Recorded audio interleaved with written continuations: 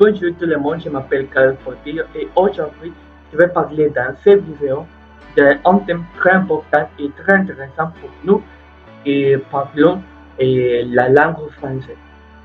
Et je vais expliquer ce thème et je crois que c'est intéressant et important pour parler le français d'une forme plus fluide et d'une forme correcte et dans une conversation avec des autres personnes ou pour l'utiliser tous les jours. Aussi, les noms de ce terme, c'est l'autre et la place du double pronom. Et avant de commencer avec l'explication de ce thème, je vais donner une vraie explication des autres thèmes que je crois que c'est intéressant et ou important d'expliquer pour comprendre d'une meilleure forme les thèmes principaux. Et je vais commencer en expliquant qu'est-ce qu'un pronom ou pourquoi on utilise un pronom.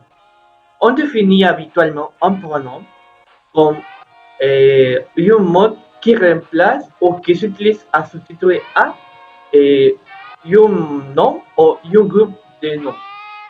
Et qui remplace un pronom, bon, un pronom remplace un nom, un adjectif, un verbe, une préposition, en phrase ou en unité. Et c'est l'utilisation du pronom. Et je vais continuer en expliquant l'utilisation du pronom COD ou les pronoms du complément d'objet direct. Et ces pronoms remplacent un nom et répondent à la question qui ou quoi. Ils s'utilisent pour remplacer des personnes ou des choses. Par exemple, nous avons Alexandre regarde la télé. En utilisant le pronom Alexandre, la regarde. Quoi regarde Alexandre? La télé. Et nous avons les pronoms qui s'utilisent avec les COD sont mais pour la première personne du singulier et pour la deuxième personne du singulier, c'est pour la troisième personne du singulier, nous pour la première personne du pluriel, vous pour la deuxième personne du pluriel et c'est pour la troisième personne du pluriel. Et je vais continuer avec l'explication du pronom des feuilles ou les compléments d'objet indirect. Ces pronoms s'utilisent pour remplacer une personne et pour répondre à la question à qui. Et aussi, ces pronoms s'utilisent pour d'une forme habituelle avec les pronoms de communication. Par exemple, il parle à Camille. En utilisant le pronom, il lui parle. À qui parle-t-il? Il parle à Camille. Et pour ces pronoms, nous avons lui pour la troisième personne du singulier féminin comme masculin et là pour la troisième personne du pluriel féminin ou masculin. Et c'est l'utilisation du pronom du COI. Et je vais continuer avec les pronoms N. Et ces pronoms s'utilisent avec des verbes qui se construisent avec de.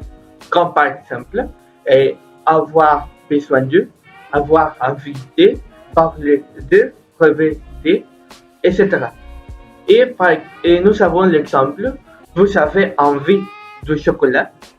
Oui, nous en avons envie. Et c'est l'utilisation du pronom on. Et pour finaliser avec ces brèves explications, nous avons le pronom I. Le pronom I s'utilise avec des verbes qui se construisent avec les prépositions à. Comme par exemple, penser à, s'intéresser à, réfléchir à, participer à, croire à, jouer à, etc. Et nous avons l'exemple, est-ce que vous participerez au tournoi de football dimanche? Oui, bien sûr, Après avoir expliqué les thèmes pour comprendre les thèmes de l'autre et la place de double pronom, je vais commencer avec les thèmes. Bon, on doit savoir que les pronoms suivent un ordre important pour les placer sur dans la phrase et dans une conversation. Et l'autre, je vais expliquer l'autre de tout pronom. Pour les premières places, c'est pour les pronoms du COD de la première et deuxième personne et du singulier et pluriel du COD. Pour mais, t'es, nous et vous. Les deuxième place, c'est pour les pronoms de troisième personne du COD, les, la et le.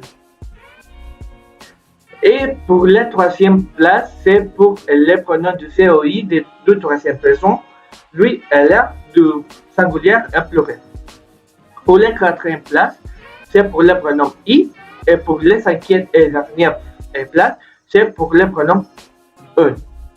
Bien, après avoir expliqué les tableaux, et je vais expliquer comment utiliser ou comment placer les pronoms. Pour les premières parties, je vais expliquer les phrases affirmatives. Dans le cas des phrases affirmatives, on doit savoir que les pronoms se placent toujours avant le verbe, sauf le cas de l'impératif. Et je vais expliquer avec cet exemple. Il dit, est-ce que tu donnes un livre à Pierre? Oui, je le lui donne. Dans la réponse, nous avons l'utilisation de le et lui. Le de troisième personne de le COD et lui de troisième personne du COI, son pronom, et se place avant le verbe donc. Et avec en suivant, je vais suivre avec les cas négatifs. Dans ces cas, les pronoms se placent après le premier élément de négation. Ne. Et voici l'exemple. En utilisant la question du premier exemple, est-ce que tu donnes un livre à Pierre? Non, je ne lui donne pas. On utilise le lui après le premier élément de négation, ne, et avant le verbe. Et pour continuer,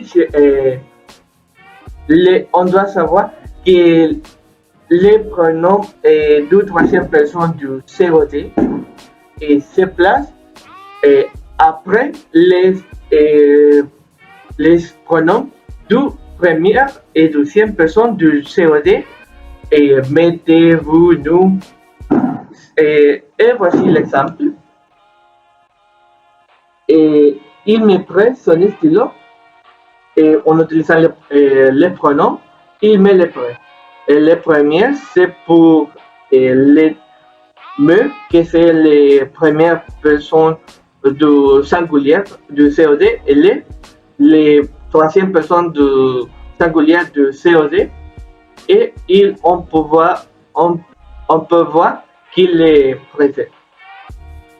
Et aussi, on doit savoir que dans le cas de les pronoms du COI, lui et là, il suit les pronoms les deux troisième personnes du COD dans les singuliers et pluriels. Oui, voici l'exemple. Et tu donnes la clé à ton frère, tu la lui donnes.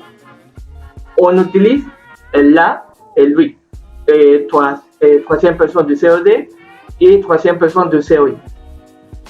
Et on place aussi les pronoms E et les pronoms I après des autres pronoms du COD et du COI. Et toujours se place après ce type de pronom. Voici l'exemple. Vous offrez du vin à vos amis en utilisant le pronom. Vous leur en offrez.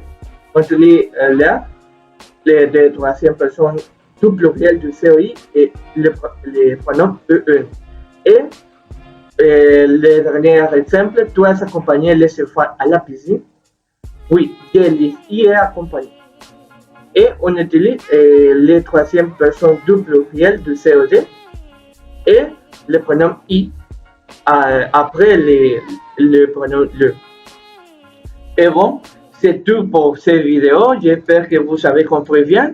Et c'est tout. Et bientôt.